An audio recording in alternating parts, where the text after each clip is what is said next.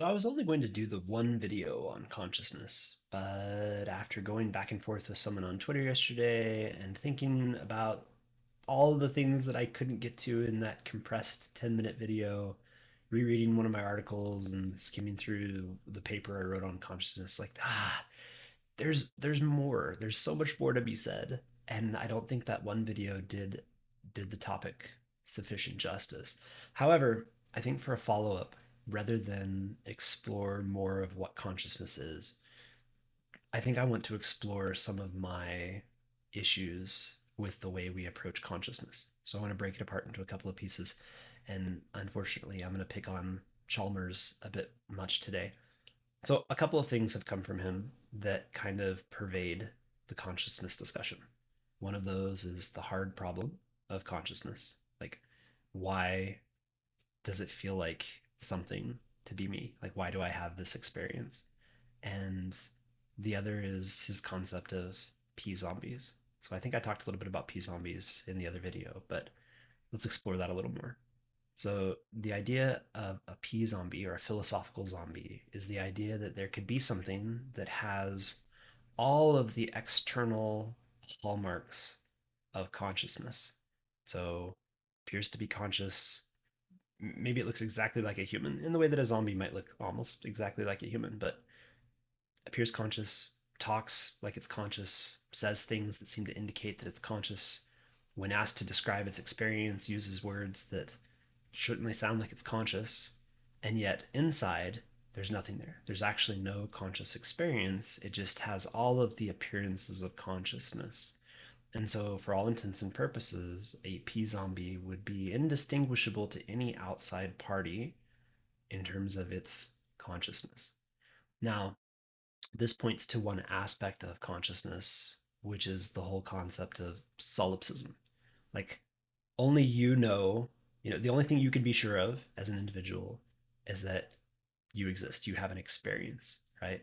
I am. That's it. That's all you can be sure of, according to solipsism. And from first principles, I mean, that kind of makes sense, although I have issues with solipsism itself. But what you're saying essentially is that because consciousness is an intrinsically experienced state, there's no way for anybody who's not you to ever be sure about your consciousness in the way that they're sure about theirs. And this is essentially the hard problem, which is the argument that, well, like, how do we know? How do we know anything's conscious? Even if you come up with these systems and you explain how the brain does it, and like you have all of these pieces, because it's only ever experienced internally, intrinsically by an individual, how are you ever sure that what you're measuring and looking at on the outside is actual consciousness and not a P zombie? Okay, so now you have the hard problem and P zombies, which are really kind of components or bookends. I find this to be stupid. If a P zombie has all of the hallmarks of consciousness, such that you can't tell it's not conscious, and it can't tell it's not conscious, then what is the distinction? Like, of what use is the label consciousness if it doesn't actually indicate something that is unique and measurable? That's like saying that, I mean, this comes back to the whole map and territory discussion. So a map is a lower fidelity rendering of a territory. And you can apply this in a lot of areas. But at a certain level of fidelity, so true one to one, the map becomes the territory. Even if it's just a copy of the territory, if it's truly one to one, then it's the same. And so, if there's really no observable difference between a P zombie and a conscious human, then of what use is the label? Of what use is that distinction? And so I fall into a rather long line of people, uh, Ryle, uh, Hofstadter, Minsky, uh, whole bunch of other figures from the past. I should have looked up a list before this, but there have been a lot of philosophers and consciousness researchers and people in that space and adjacent to that space who have taken issue with, not necessarily with Chalmers and the hard problem directly, but with all of the things around the hard problem, essentially stating that The idea that there needs to be something more than a simple physical explanation, that's silly. There doesn't. And you could make some arguments that, oh, that's not really what Chalmers is saying with the hard problem. I kind of think it is, especially if you read his writing and look at the ways in which he kind of seems to lean towards things like panpsychism.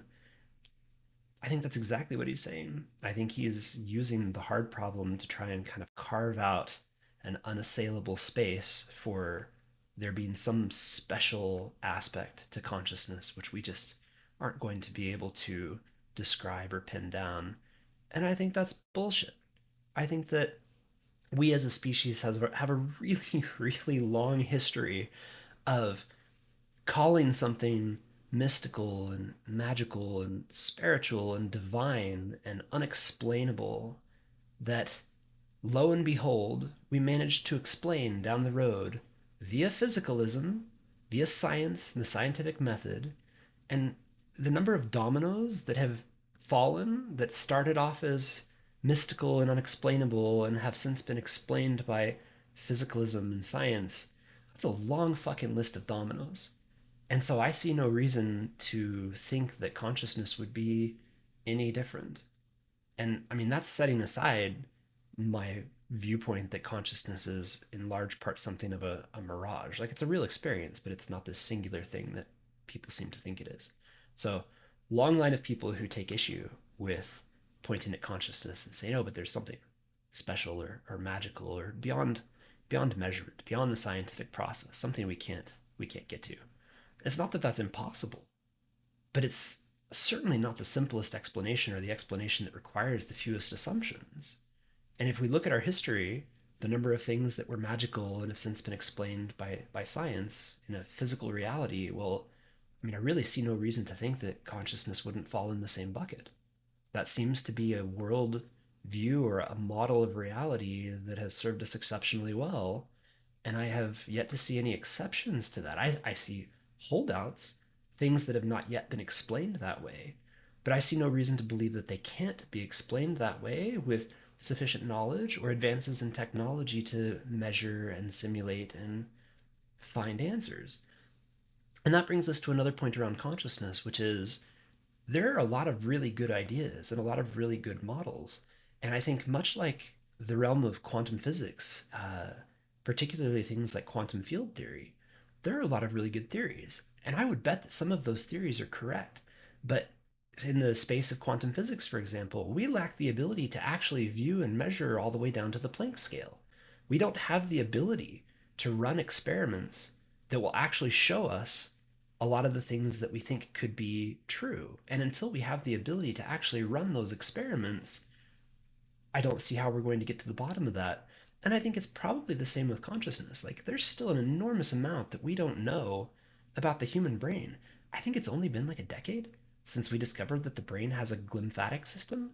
And I would swear I saw something recently. I'll have to go back and hunt for it. But we found another thing in the brain that's been there this whole time and somehow we've just missed it. So, like, there's a lot we don't know about our brains. And a big portion of that is our inability to scan at a sufficient level. Our imaging technology is simply not granular enough for the most part, outside of like destructive imaging, to actually see down to the levels we might need to see in order to fully understand consciousness. And then simultaneously, there are a lot of experiments we simply can't run for ethical reasons. I mean, humans are the only species that we have extremely high confidence in as being conscious for good reason. There are other species that many people or scientists think might be conscious, but we don't know for sure. And in part, that's because they don't have language and can't really describe their experience, and that may be a key variable. So let's say that in order to actually determine what consciousness is and what causes it, those experiments have to be run in a human.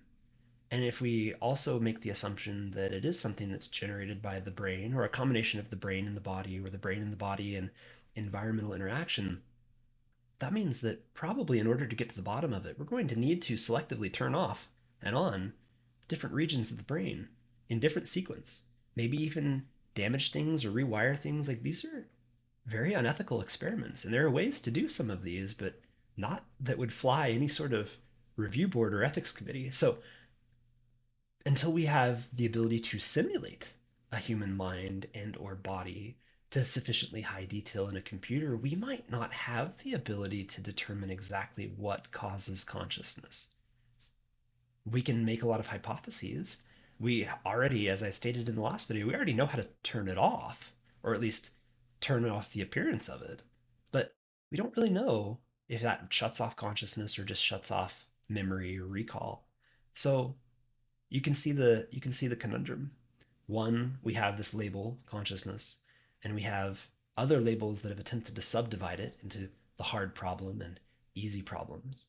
And there's problems with the labels themselves. There's problems with the map, the territory, so many things, so many problems in this area. So I find consciousness fascinating. I do think we can get to the bottom of it. I don't think it falls outside of the boundaries of the scientific method. I think physicalism will explain it as it has every other thing that was once mystical and magical. I think once we have the technology to run sufficient scans and simulations, I think we'll figure it out. And I think it's probably going to turn out to be something fairly mundane. I strongly suspect that some combination of Douglas Hofstadter and Marvin Minsky's approach to consciousness, and maybe a little bit of mine, which is close to those but with a few unique twists, is going to be right. It really is a modular recursive feedback loop type system. Just the way that certain systems are connected together and interact and feed information back and forth, I really do think it's going to turn out to be something along those lines, but we will see. Anyway, so thus endeth part two. Feel free to jump into the comments with your thoughts. Cheers.